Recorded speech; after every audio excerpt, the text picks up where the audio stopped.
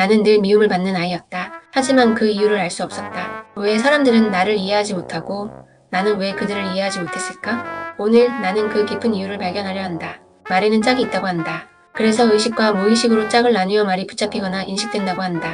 빼앗기는 나와 뺏는 나, 미움받는 나와 미워하는 나, 착한 나와 악한 나. 만일 내가 빼앗겼다는 경험을 통해 빼앗겼다는 생각을 무의식에 억압하면 의식적으로는 그 반대인 뺏고 싶은 마음이 생겨나고 내가 착해야 한다고 생각하면 악한 나는 억압되어 무의식에 가둬진다. 어떤 일을 계기로 나는 미움받는구나 하고 생각하는데 그 생각을 무의식에 억압하면 드러나기로는 의식적으로 미워하는 내가 드러난다. 열등감이 많은 사람이 열등감을 무의식에 억압하면 의식적으로는 우월감이 드러난다. 이 세상은 태양에 비친 그림자이고 내 무의식에 비친 홀로그램일 뿐이므로 내 의식이 변하면 생각이 변한다.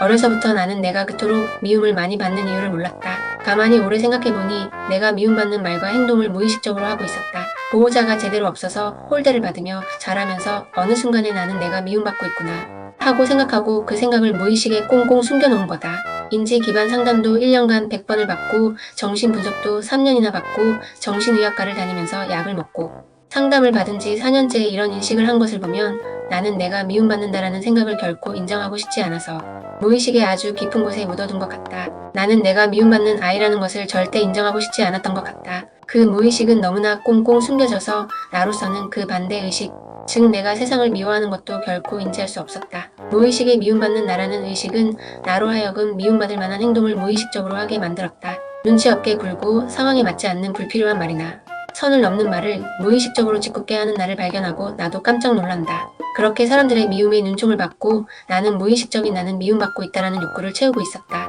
동시에 나는 내가 세상을 그토록 미워하는 줄도 몰랐다. 나는 사람들을 세상을 미워했다. 의식적으로 그랬는데 그것도 인지하기가 힘들었다. 부는 어디서 오는가라는 책에서 가난한 사람에 대해서 생각하고 말할 때마다 그들이 곧 부자가 될 것처럼 생각하고 말하라. 불쌍하게 보기보다는 축하받아야 할 사람이라고 여겨라. 그러면 그들뿐 아니라 다른 사람들도 영감을 얻어 가난에서 벗어날 길을 찾기 시작할 것이다. 라는 내용을 보고 나는 깨달았다. 내가 온 세상을 사람들을 미워해서 그들이 결코 잘 되기를 바라지 않았다는 것을. 내가 부모와 형제를 동료와 친구를 미워하는 마음으로 비난하고 정죄하는 마음으로 바라보았음을 깨달았다. 내가 그들을 미워했기 때문에 그들은 나에게 미운 모습을 계속 보이면서 나에게 힘든 모습, 잘 안 된 모습, 내게 요구하는 모습으로 나타난 것이다. 그래서 마음을 바꿔 그들도 곧 미개함을 버리고 부와 풍요를 누리고 축하받아야 할 사람이라고 생각해 보려고 했다. 그리고 늘 마음속에 나를 미워하고 불만하는 표정으로 나타난 그들이 아니라 한박 웃음을 짓는 그들의 모습을 떠올려 보았다. 아빠가 크게 기뻐하는 모습, 계모가 환하게 웃으며 좋아하는 모습, 오빠가 환하게 웃는 모습, 남동생이 웃는 모습, 여동생이 웃는 모습. 내가 그들을 미워해서 폄하했기 때문에 나의 조종으로 인해서 그들이 나에게 그런 모습만 무의식적으로 보인 것이 아닌가 했다. 나는 내가 그들이 주는 스트레스를 견디고 참으면서 선하게 대했다고 생각했는데 마음으로 누구보다 비난하고 미워하면서 그렇지 않은 척하면서 그들을 힘들게 하고 괴롭혔던 것이다. 그래서 무의식적으로 그들과의 관계에서 끝없는 복수를 주고받았었다. 내가 내 앞가림을 잘한다는 우월감을 가지고 그들을 판단하면서도 그런 우월감을 무의식으로 넘기고 그들의 열등감을 자극하고 나의 약점을 잡아 비웃는 그들이 나의 열등감을 자극하는 복수를 받으면서 그들을 또 미워했었다. 그들의 모습은 무의식에 비친 내 모습이었다. 계모가 내가 올백을 맞은 것에 대해서 나에게 별다른 칭찬도 없이 좋아하면서 나가서 동네 사람들에게 자랑을 늘어놓은 것을 어린 나는 내 것을 뺏겼다라고 느끼면서 견딜 수 없는 모멸감을 느꼈었다. 그것은 어린 나의 오해였는지 모른다. 계모는 성적을 빗대어 나를 딸이라고 자랑한 것이었는지도 모른다. 자신이 밥을 하고 빨래를 하고 청소를 해서 키운 나를 자랑하고 싶었는지도 모른다. 내가 비뚤어지고 상처가 많아서 온 부모 형제를 오해했다고 생각하니 모골이 소년해졌다. 만일 부모와 형제에게 악의가 있었다고 해도 내 무의식에 쌓인 부정적인 감정이 없었다면 그들의 충동질에 내가 넘어가지 않았을 것이다.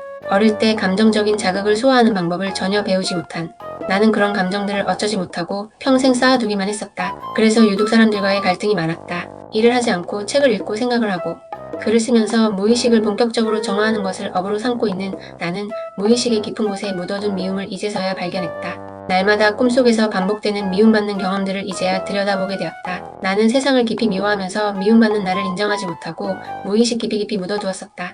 그 화석 같은 미움을 발견하고 나는 내가 왜 버릇없이 굴면서 선을 넘고 상황에 맞지 않게 천둥벌거숭이같이 구는지 스스로를 이해할 수 있었다. 나는 응석을 끝도 없이 부리면서 미움을 받는 나 자신을 계속 제한하면서 사람들의 무리에서 미움을 받고 나 자신의 존재를 확인하려 들었던 것이다. 전생에서도 쌓인 감정이 많았는지 사연이 많은 부모를 끌어들어 유아기와 어린 시절에 별 도움을 받지 못하고 오해를 잔뜩 쌓으면서 살았다. 그런 감정들은 좋지 않은 일들을 끌어들였고 고통을 가져다 주었다. 나는 청소를 하지 않고 몸도 자주 씻지를 않았는데 그저 감정을 쌓아둔 것과도 일맥이상통했다. 나는 무엇을 어디서부터 정리해야 할지 몰랐다. 40년간 가정에서, 학교에서, 교회에서, 회사에서 그토록 미움받아며 삶을 미움으로 가득 채운 것 같다. 그동안 정말 많이 묵었다. 그토록 긴 시간 미움을 받고 미움받는 감정과 버림받는 감정에서 오는 두려움을 겪었으니 이제는 풀려나서 그 반대의 감정인 사랑을 많이 받는 사람이 되고 싶다. 이제 나는 깨달았다. 미움받는 나, 미워하는 나, 그 모든 감정은 내 무의식 속 깊은 곳에서 비롯된 것이었다.